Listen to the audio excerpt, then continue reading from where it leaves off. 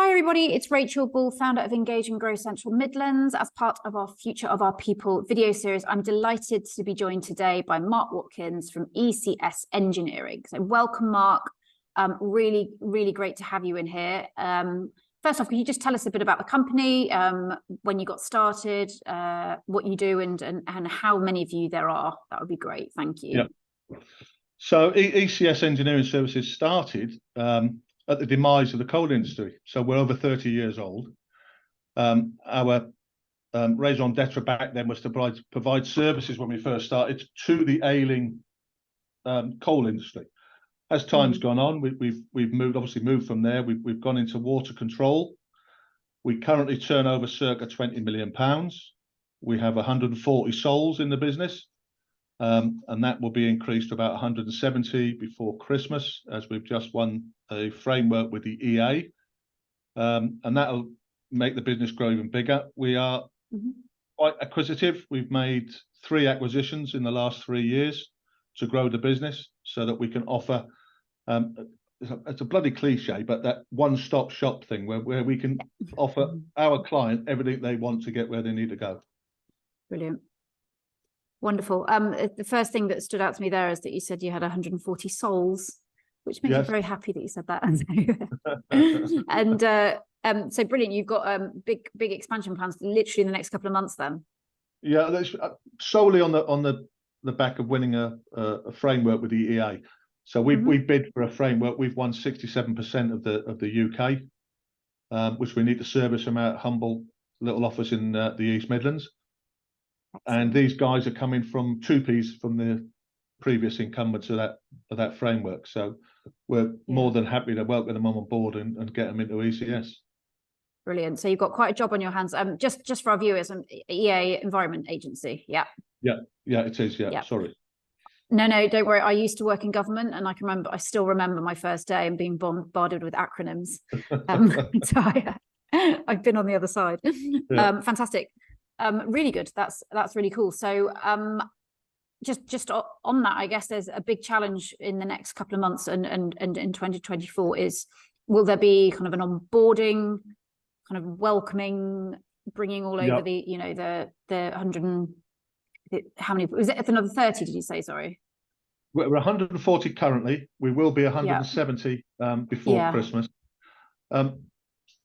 We've been working a lot about our people and our people strategy. So one thing that I invested in last year was I don't know if I can mention a product, but it's called Staff Circle, and basically it manages my people for me, because I've got a very diverse workforce. I've got some that work in the factory, I've got some that work in the office, and about 30%, 35% of my workforce is out on site.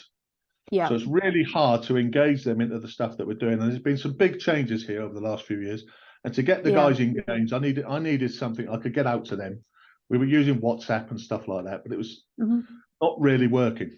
So we brought in Staff Circle. There's an app on their phone. They can engage more. They know what's going on.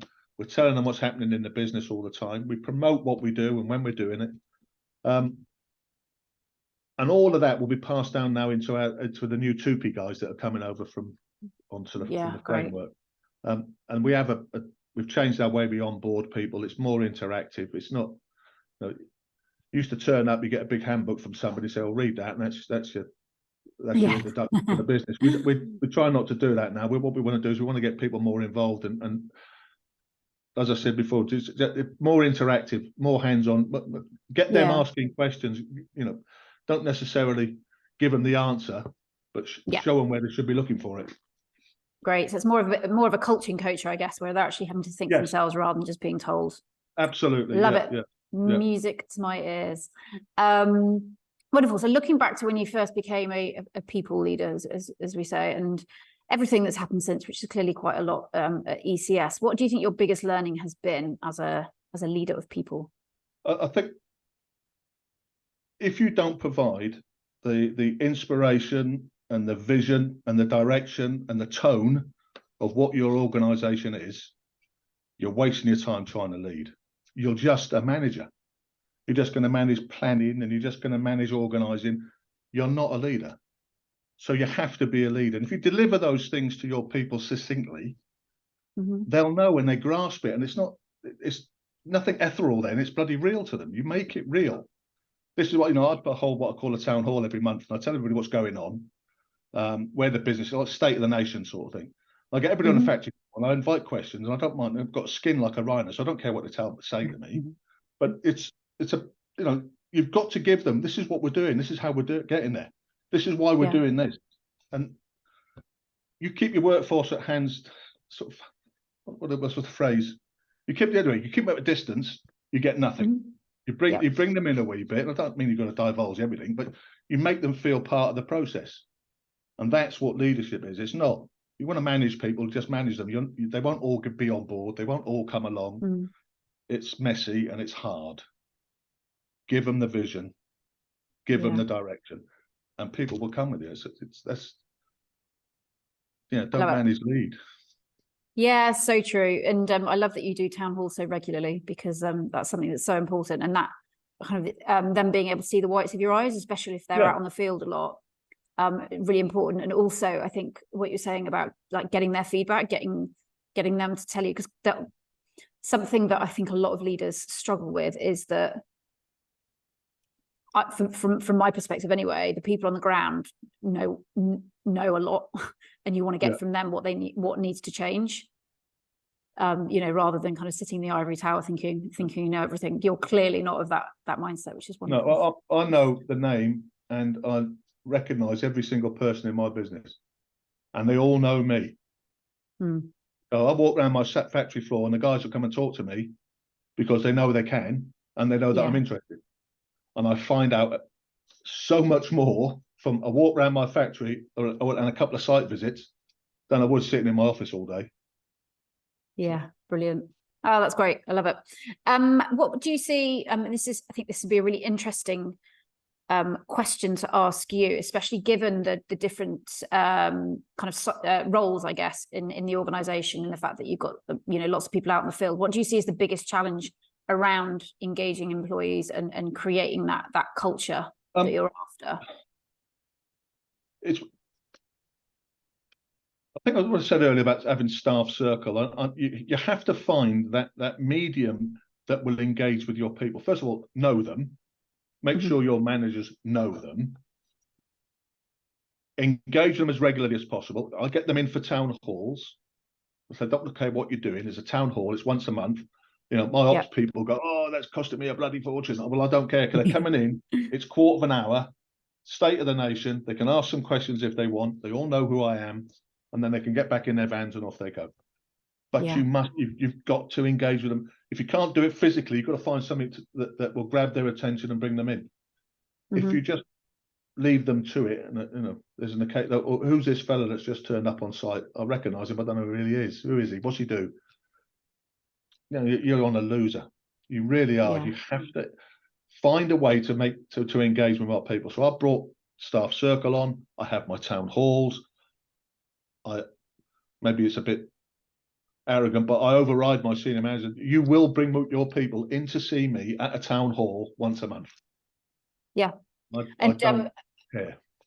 I think that's so interesting what you say. Kind of the kind of always lose. It's costing me money. Is actually, if you've got disengaged employees, that's costing you a hell of a lot more. I think it's like 34% of a disengaged person's salary is wasted. So you're saving them money. You can tell them that. Well, I always say you'll get more out of them coming to see me than you will on site. Yeah, definitely. Yeah, I love it. They'll feel part of the business, and they are. And we have there's a local football team, Mansfield Town. So I take a table in there. It seats 10 people. I get 24 games a year, which means 240 people can go through that table.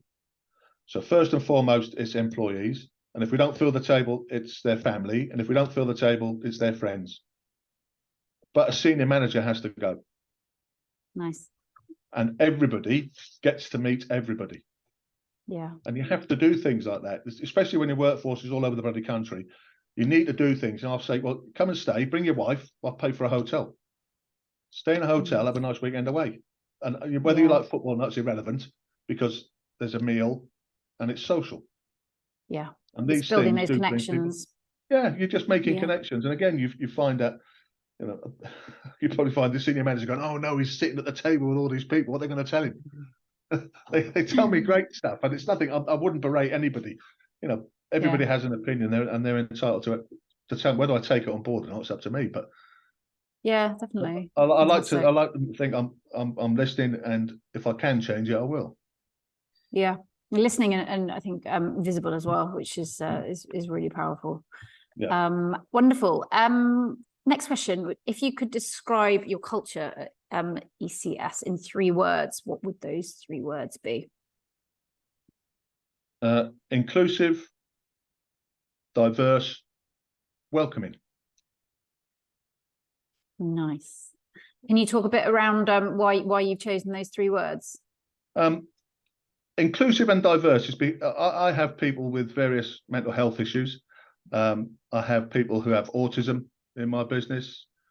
I have people of many races, creeds, and colours, and I think it's bloody brilliant. I'm pushing for more women in my business. It's currently only about 12%. We're trying to encourage more and more young people to come into the business. We had no apprentices 3 years ago. I've got now 8 in the business. Wow. And I want more this year. So it's not brilliant. Anybody and everybody. We have a guy that works for STEM. So I've asked Wes to go out, speak to colleges, speak to schools. The academic route is not always the way young people want to go. Some people are a bit kinesthetic learners. They want to get their hands on it. They want to feel it, touch it, and they learn. I want to show them that there is a future for you. It's not working in Tesco's or McDonald's. You can come and do what we do here. We make things. Come and make things in my factory. Go on my site, be an apprentice. I want everybody to come. Everybody's welcome. We are the recipient of the Silver Award for the Armed Forces Employers. So, oh wow, very keen to bring ex-forces guys in. We've got Well, they've got about 4 at the moment, but you know, they've been some extraordinary skills. I'm ex-services myself. There's some extraordinary skills in there, and some of them make great leaders. They make fantastic managers, but some of them make really good leaders as well. So I don't care what your background is, what your learning capability is. If we see a spark of anything, we'll exploit it. Brilliant. That's fantastic. I've worked with quite a few like very large organizations, and they're really good at this. Some of them, not all of them. But it's lovely to see a company of your size really like the ratios you've got are just fantastic. Especially with the armed forces. That's brilliant. Wonderful. And the third one you chose was welcoming, and that's clear from what you just talked about. I guess you've got a lot of welcoming to do over the next couple of months, haven't you? We have, and we've started it. So my ops director was out last week with my HR director, just going out to meet the guys that are going to be trooping over. They spent a week out in the field, and I said, you can't do it half-heartedly, and it's got to be done where they're comfortable. Good chat with them, and it's not all about you move into a new. Just tell them all about it. And some of the feedback I've got from the guys is, "Wow, that's great. We know more about you than our previous company." And brilliant. It's a welcoming thing. Come and join us.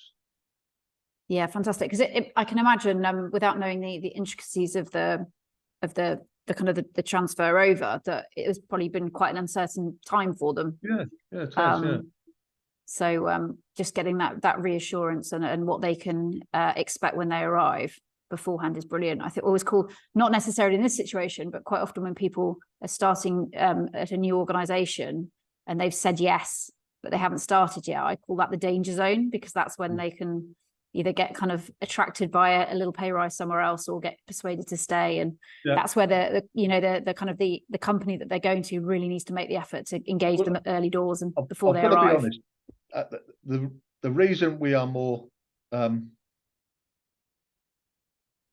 concerned about making sure the onboarding process is welcoming is that we did an acquisition a few months ago and we dropped the ball.